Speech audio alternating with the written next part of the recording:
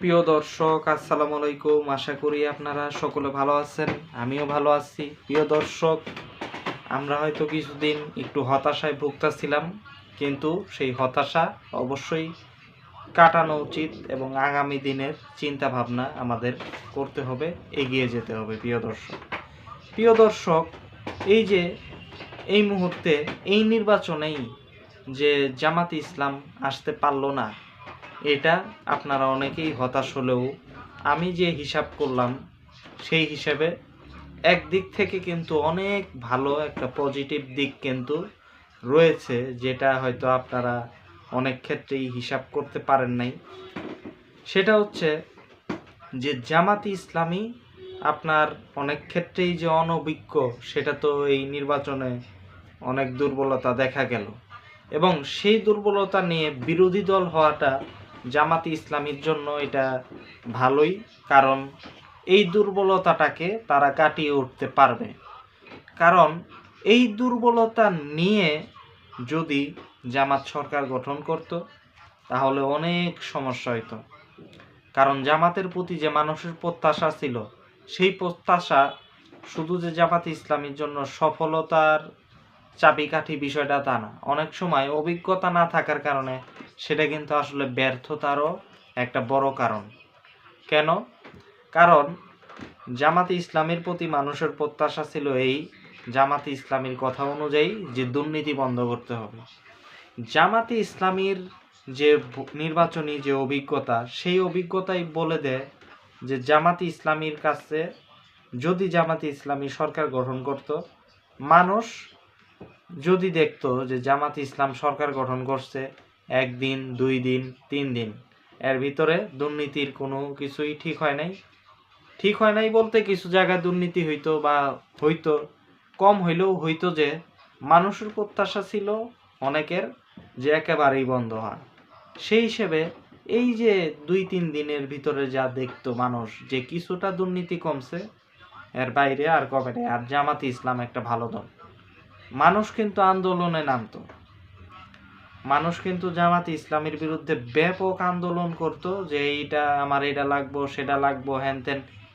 ইউনূস সরকারের ক্ষেত্রে যা হয়েছে সেটা জামাতে ইসলামের ক্ষেত্রে রিপিট হইতো, যে ইউনূস একটা ভালো সরকার, এখন ইউনূসের প্রতি মানুষের প্রত্যাশা ছিল। এখন ইউনূস ক্ষমতা নেওয়ার পর আপনারা দেখছেন না যে নানান ধরনের আন্দোলন, নানান দাবি দেওয়া, একেবারে অস্থির পরিবেশ। জামাতে ইসলামী একটা ভালো দল, তার প্রতি মানুষের প্রত্যাশা আছে। এখন জামাতে ইসলামের প্রতি অনেকটাই এটা রিপিট হইতো, বিভিন্ন শ্রমিক অসন্তোষ থেকে শুরু করে নানান দাবি দেওয়া নিয়ে আন্দোলনে বসতো। যদি জামাত এখানে 2-3 দিনের ভিতরে ব্যর্থ হইতো, এবং ব্যর্থ হইতো এই জন্যই যে এই যে নির্বাচনের মাঠে দেখলেন যে অভিজ্ঞতা তাদের কতটা দুর্বল, যে তারা একটা ফলাফল অনেক জায়গায় আনতে পারে নাই, ব্যর্থ হইছে। তো সেই যে ব্যর্থতা, এই ব্যর্থতা নিয়ে যে বিরোধী দলে যাওয়া, এটা জামাত ইসলামের জন্য পজিটিভ, যে তারা শিক্ষা নিবে, এই ব্যর্থতা কাটিয়ে উঠবে। এই শিক্ষাটা অত্যন্ত গুরুত্বপূর্ণ ছিল, এবং তাদের যে দুর্বলতা সেটা তারা কাটিয়ে উঠে এই 5 বছর যদি তারা বিরোধী দলে থেকে তারা যদি ভালো কিছু শিখতে পারে, এই যে ছায়া মন্ত্রিসভা গঠনের যে বক্তব্য, পজিটিভ দিক, যে তারা রাষ্ট্র পরিচালনার সার্বিক যে বিষয়গুলি সেগুলি তারা শিখতে পারবে। ধর্মভিত্তিক দল হওয়ার কারণে অনেকেই এই বিষয়গুলি বোঝে না। জামাতে ইসলামীর অনেকের অভিজ্ঞতা ব্যক্তিগতভাবেও আপনার কম, এটা সত্য, রাষ্ট্র চালানোর ব্যাপারে। সেটা তো তারা যে শিখতে পারবে বিরোধী দল হিসেবে, এটা মন্দের ভালো এবং অনেক ভালো। এবং আগামী 5 বছরে এটা হইলে জামাতে ইসলাম যদি পরের বার যাইতে পারে, সেটা জনগণের জন্য ভালো, কারণ তখন জনগণের মন মানসিকতা এই যে জামাতে ইসলামী এই নির্বাচনে যে ফলাফলটা করলো সেই অনুযায়ী একটু ভিন্নই হবে, এবং তখন দেশটাকে জামাতে ইসলাম সঠিকভাবে পরিচালনা করতে পারবে। এখনো পারত, কিন্তু এটা বুমেরাং হওয়ার সম্ভাবনা ছিল। আর বিএনপি নির্বাচনে যদি না জিততো, সেই হিসেবে জামাতের বিপরীতে বিএনপি প্রতিদ্বন্দ্বিতা করতেছে, তার মানে তারা জিততে পারতো না।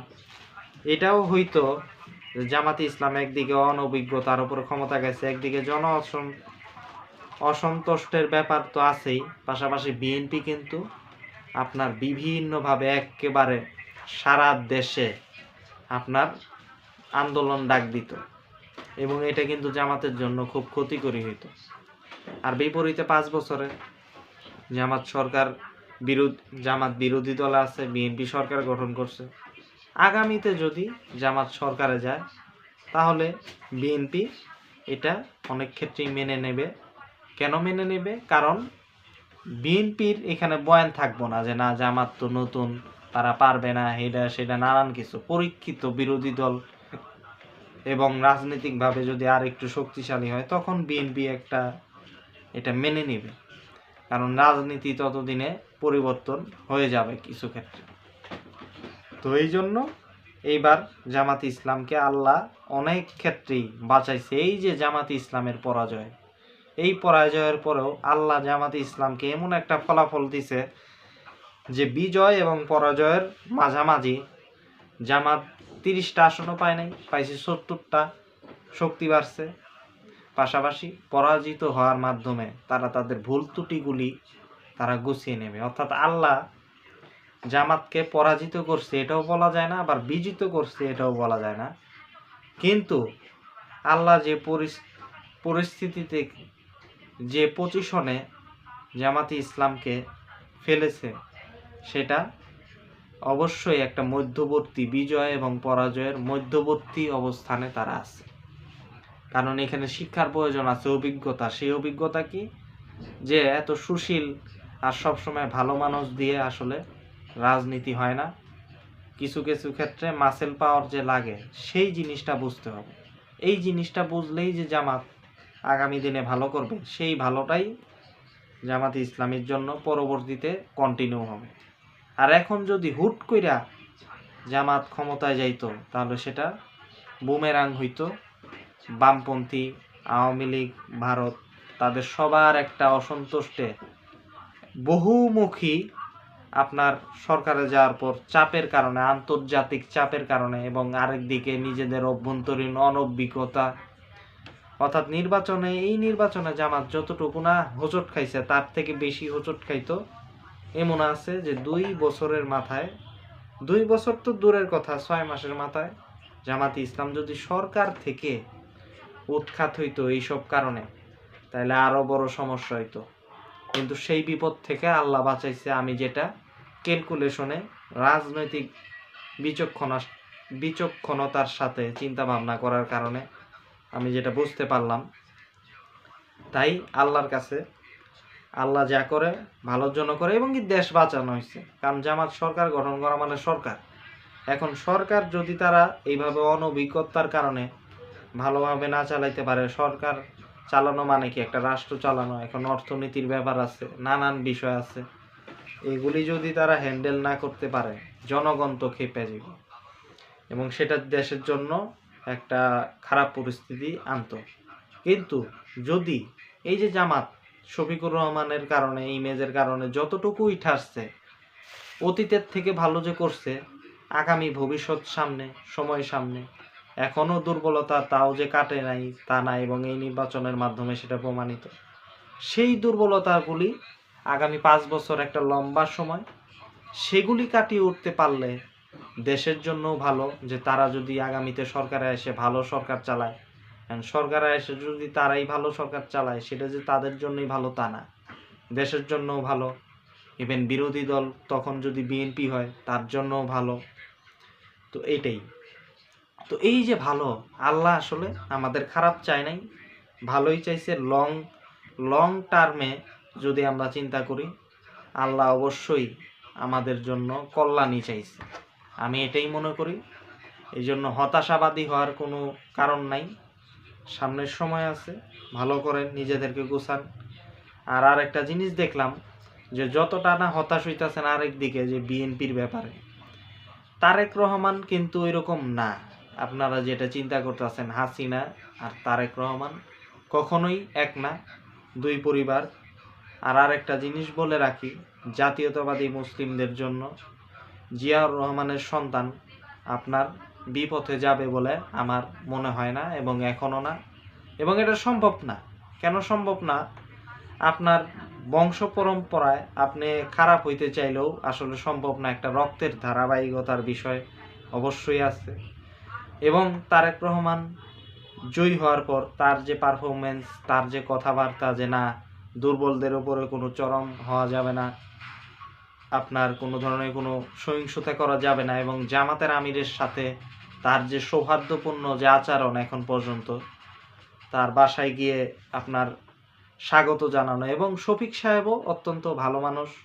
জামাত ইসলাম এই প্রথম একটা বিরোধী দল, বিএনপির জন্য এটা একটা নেয়ামত যে তারা হারার পরও তারা বলছে সহায়তা করবে সরকারে।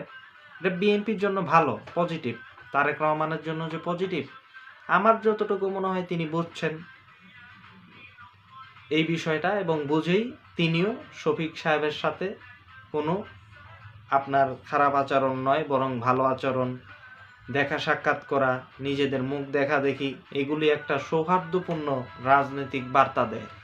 এবং এই বার্তাটা আপনার উভয়ের জন্যই ভালো, এবং এতে বোঝা যায় যে ওই দিন আর ফিরবে না যেই দিনের জন্য আপনারা ভয় পাচ্ছেন যে আবার কি না কি হয়। না, তারেক রহমান ওইরকম কিছুই করবেন না, কারণ জিয়া পরিবারের ইতিহাস সেরকম না। শেখ পরিবার আর জিয়া পরিবার এরকম তো নয়ই, আর পার্থক্য আছে।